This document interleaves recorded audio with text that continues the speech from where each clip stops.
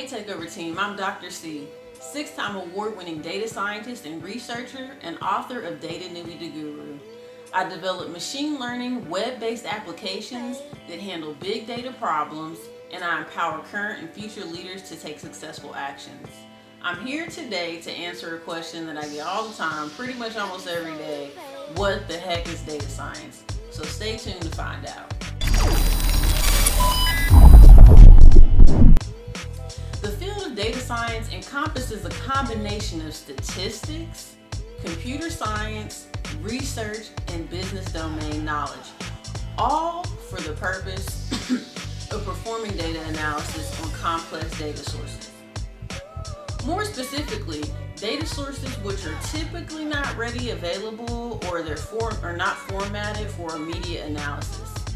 The data science field was founded in 2001 by William S. Cleveland, who was a researcher for Bell Labs.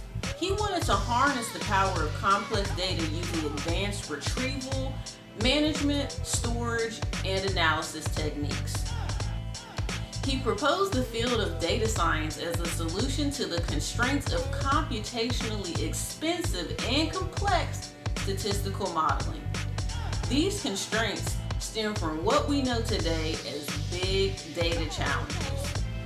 Big data challenges occur when a combination of one or more of the following are present in your data. 1, volume. The amount of data just outgrows traditional infrastructure, which results in challenges for your data storage and analysis.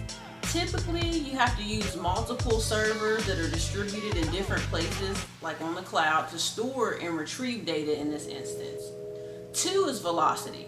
The speed at which your data must be analyzed is difficult to support, but rapid data analysis is necessary for fast decision making. For example, I work in fraud prevention in the bank, so it's critical to get a real-time decision on a suspicious transaction because it can impact the livelihood of the customer negatively if you don't. 3 is variety. The data originates from multiple sources, which may be structured, unstructured, or semi-structured. Some examples of unstructured or semi-structured data sources include things like images, text, audio, PDF docs, network graphs, among many others. And number 4 is veracity, which is also known as dirty data. This refers to having poor data quality, accuracy, and trustworthiness.